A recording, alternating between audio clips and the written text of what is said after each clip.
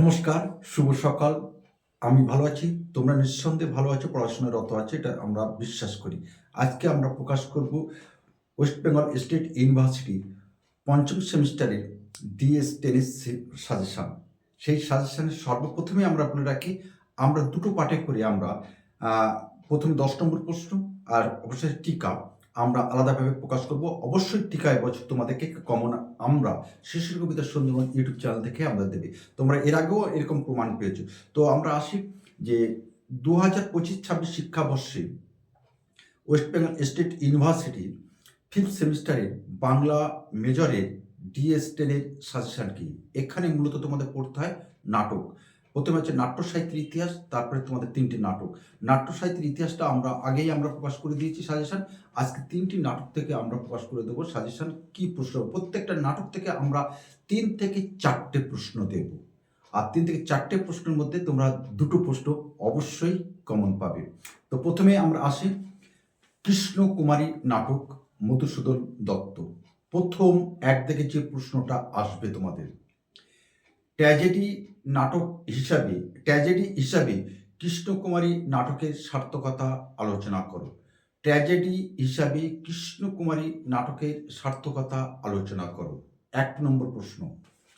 2 নম্বর প্রশ্ন, কৃষ্ণকুমারী নাটকের নামকরণের সার্থকতা আলোচনা করো। 3 নম্বর প্রশ্ন, কৃষ্ণকুমারী নাটকের ঐতিহাসিকতা ও মৌলিকতা আলোচনা করো। আর শেষ প্রশ্ন,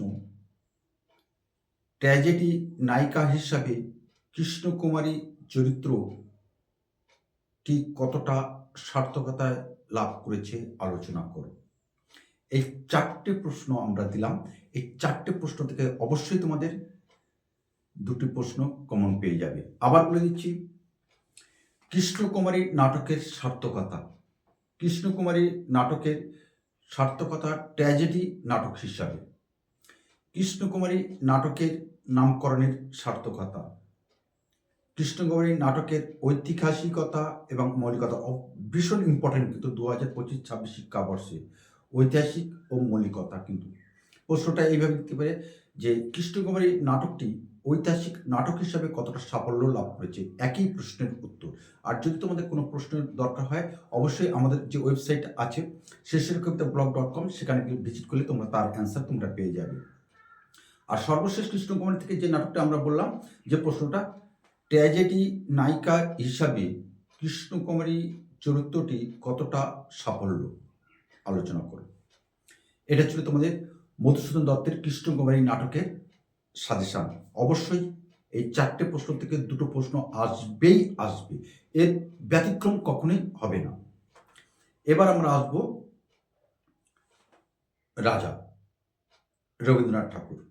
10 নম্বরের প্রশ্ন তোমাদের দরকার, তাই তো?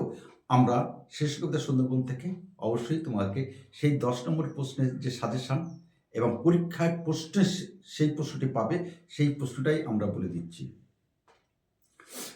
রূপক সাংকেতিক নাটক হিসাবে রাজ নাটকটি কতটা সার্থক হয়েছে আলোচনা করো। রূপক ও সাংকেতিক নাটক হিসাবে রাজা নাটকটি কতটি সাফল্য লাভ করেছে আলোচনা করো। 2 নম্বর, রাজা নাটকের নামকরণের সার্থকতা বিচার করো। রাজা নাটকের নামকরণের সার্থকতা বিচার করো। 3, রাজা নাটকে রাজা চরিত্রের স্বরূপ বিশ্লেষণ করো। রাজা নাটকে রাজার স্বরূপ বিশ্লেষণ করো। সেই সঙ্গে যেটা জুড়ে থাকবে প্রশ্নটা, রাজা কেন অন্তরালে থাকেন।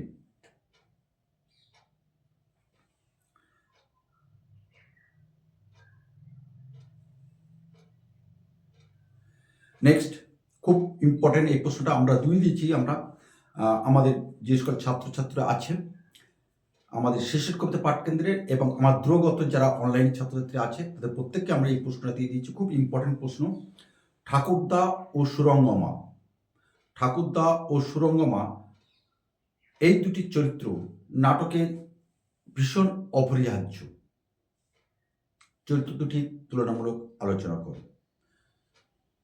ঠাকুরদা ও সুরঙ্গমা রাজা নাটকের দুটি অপরিহার্য চরিত্র, এই চরিত্র দুটির তুলনামূলক আলোচনা করো। আর দেখে যাবে তোমরা যেটা রাজা নাটকের অন্ধকার ঘর এবং বাইরের জগৎ। রাজা নাটকের অন্ধকারের ঘর এবং বাইরের জগৎ, এই দুই বৈপরীত্য কিভাবে নাট্যকার তুলে ধরেছেন আলোচনা করো। নেক্সট যে প্রশ্নটা দেখে যাবে, সুদর্শনা ও সুরঙ্গমা সম্পর্কের রসায়নে নাটকের প্রেক্ষাপট আলোচনা করো। সুরঙ্গমা এবং সুদর্শনা সম্পর্কে রসায়ন নাটকের প্রেক্ষাপটে আলোচনা করো।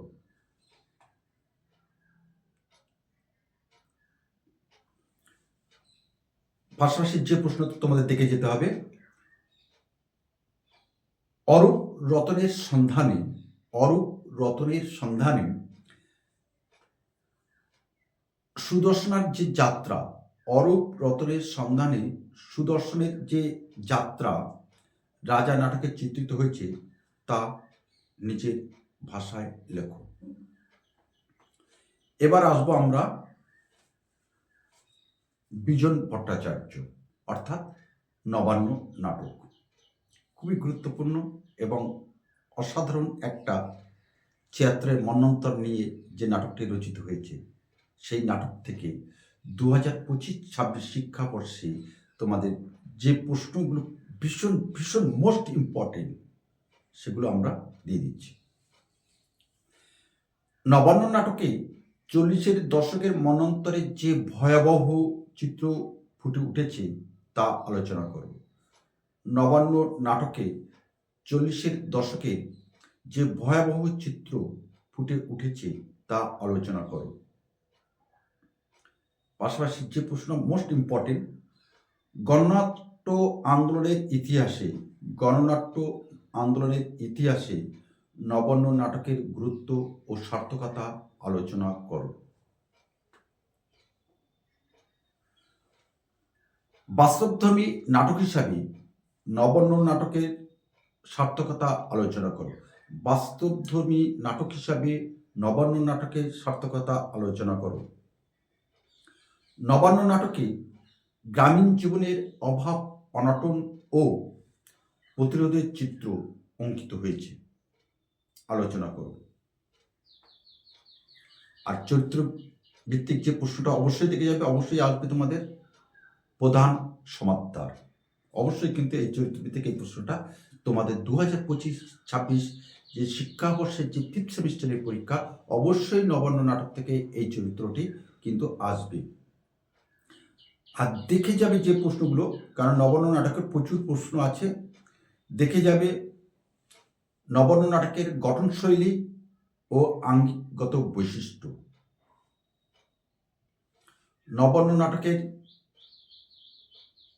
প্রধান চরিত্র হিসাবে জনতা বা সমষ্টির ভূমিকা আলোচনা করে। জনতার চরিত্র, এটাও কিন্তু পাশাপাশি এই প্রশ্নটা কিন্তু তোমাদের আসে।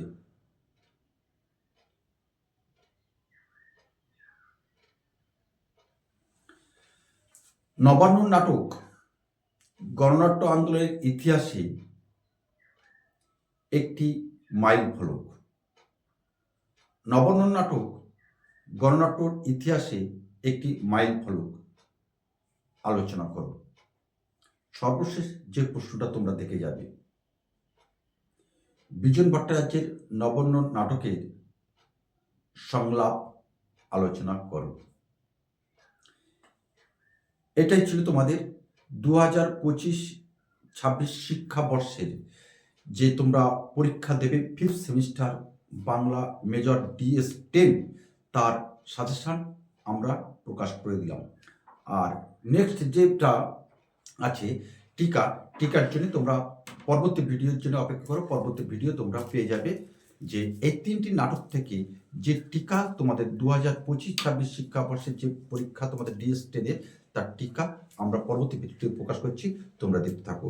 তো আর অবশ্যই যাওয়ার আগে যে কথাটা বলে দিই, অবশ্যই তোমরা আমাদের চ্যানেলটি সাবস্ক্রাইব করে আমাদের পাশে থাকবে এবং বন্ধুদের মধ্যে শেয়ার করে দেবে।